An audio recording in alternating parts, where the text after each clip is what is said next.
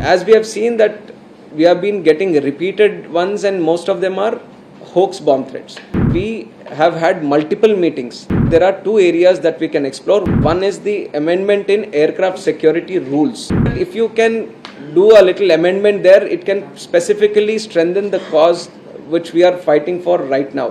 We are definitely pushing forward to bring a change in the Suwaska Act also. For the last 1 week, we have been having some repeated hoax bomb threats also happening, and it has been reported widely in the media also. And regarding this situation, I want to tell the media and tell the people of this country that since the first day when it has been happening, and this is a process that we follow every time, whenever there is a bomb threat case happening, or if it is through a call, or if it is through social media, or if it is through some other means, we have a strict protocol that we follow. Because for us, like I said, safety and security is the foremost aspect, and this we follow through the international guidelines itself. And once that protocol is set, then we follow it thoroughly, word by word, whatever rule or whatever protocol that has been set, we follow it thoroughly, each and every point. And as we have seen that we have been getting repeated ones, and most of them are hoax bomb threats. So once this has happened, then we have had multiple meetings. In the last 1 week, I have chaired certain meetings with all the necessary stakeholders within the ministry, and we have our Secretary Wallamji here, and DG BCAS, our security regulator Hassanji is also here. And at each and every level, whoever the stakeholders are, we have been calling to the ministry, we have been having multiple meetings. In fact, our BCAS has also been interacting with MHA, Ministry of Home Affairs, also on a continuous basis, because they are also an important stakeholder when it comes to these kind of security threats in the country. So at multiple levels, we have been having these meetings, and everyone we have taken in suggestions, opinions of all of them. And from the ministry, we have thought of some legislative action also, if it is required, which direction should be moved in. And we have come to the conclusion that there are two areas that we can explore. One is the amendment in aircraft security rules. Aircraft security rules is something which deals with the security aspect when it comes to within the aircraft. How do we deal with the security issues, concerns, and there is a strict rules that have been laid out. And we have seen that if you can do a little amendment there, it can specifically strengthen the cause which we are fighting for right now. So one of the idea that we want to propagate by changing these rules is, once we catch hold of the perpetrator who is behind this, we want to put them in the no-fly list. And with that idea, or with that thought process, we are trying to amend the aircraft security rules, which is already there. We feel that there is some betterment that we can do, and with our discussions, we are trying to amend it. And the second one is the Suppression of Unlawful Acts Against Safety of Civil Aviation Act. This is an act that we already have. This is also commonly known as the Suwaska Act.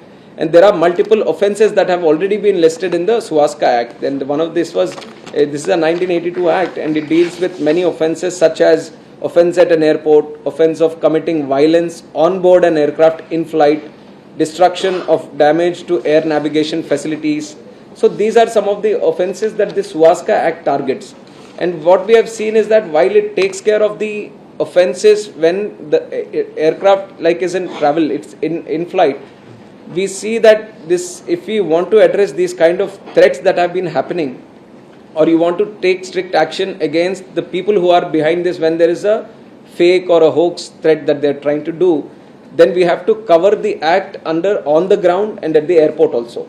So we are trying to make an amendment. Our legal team has worked very thoroughly on this, and we are coming up with an amendment, and then we are taking in, because this has to be a legal change in the act, we need a consultation from other stakeholders, other ministries also. So we are in that process right now, but we are definitely pushing forward to bring a change in the Suwaska Act also, so that it addresses for these kind of offences which happen when the flight is on ground, so that we can take strict action on them, we can make it cognizable offence.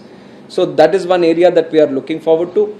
And when it comes to the offences that have already progressed, so over the last 7 days, over the last 1 week, if you look at the number, then 8 flights have been diverted. And many of the times, because we are keeping the situation dynamic, whenever these kind of threats are happening, we, especially our BCAS team and the ministry team, we are keeping the situation dynamic. We are assessing situation by situation, what kind of threat they are giving. Are they mentioning the specific flight or the airport, or what kind of threat they are trying to showcase through their tweet or everything. On top of that, to efficiently tackle that situation, whatever is required, our BCAS has also been very immediate in trying to efficiently utilize the infrastructure that is there, or if they need to do any more changes in the rules or anything, they are actively pursuing it. And we are keeping, so while we are trying to efficiently tackle this situation through the threats we are receiving, we are also not compromising on the safety and security. This also I want to make it a very priority point, because you might feel that there are these threats happening, but we can't, even though there are hoax threats, we can't take the situation non-seriously. Everything is important for us. Now the life of a passenger is important, the security situation is important, so the protocol is important for us. So we have enhanced the security also. We have enhanced the security at airports. We are doing 10% more checking at the security checkpoints. We have enhanced the CC cameras, whatever needs to be done, so that the airports get monitored more thoroughly. That part also we are doing. While we are doing that, when these kind of threats come for a specific airline or at an airport, how we deal with them also, is there any better way, so that the inconvenience to the passengers which is caused, because the protocol sometimes is very rigid and it offers the passengers or the airlines to follow a strict procedure. When you see that when it keeps happening little repeatedly, then it becomes a little inconvenience for everyone, and which is why we have been talking to the airlines also.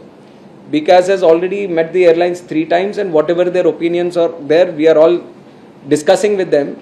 The point I'm mentioning that we are keeping meeting everyone on multiple times is that whatever we are deciding, or whatever MHA or we are combinedly deciding, everyone is on the same platform. Nobody is against each other here. We are all combinedly working towards the common goal on how to reduce this thing. Even one plane gets diverted, it's not what we want.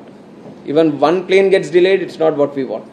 Or even one plane gets affected by these kind of fake threats, it's not what we want. So we are trying to assess the situation. And only one thing that I want to make it is, it's a very sensitive situation when it comes to these kind of threats.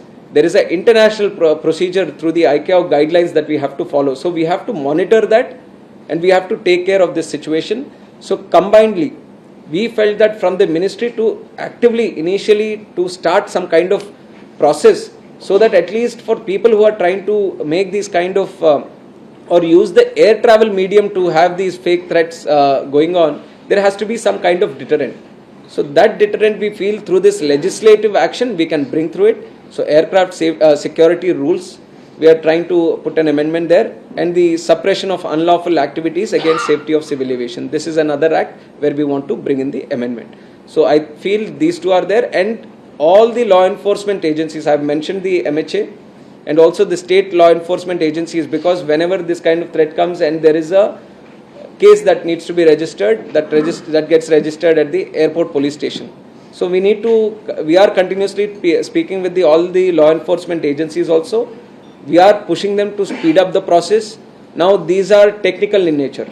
When you talk about the threats on the internet or the social media, there is IP address involved, and that is concerning many other agencies also. All of them have to be combinedly brought into this, and we are ensuring that there has to be a speedy process in terms of investigation in this.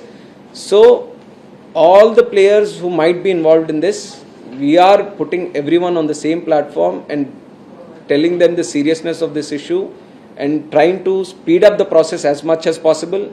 Legislative action, I have mentioned that whatever needs to be done is this.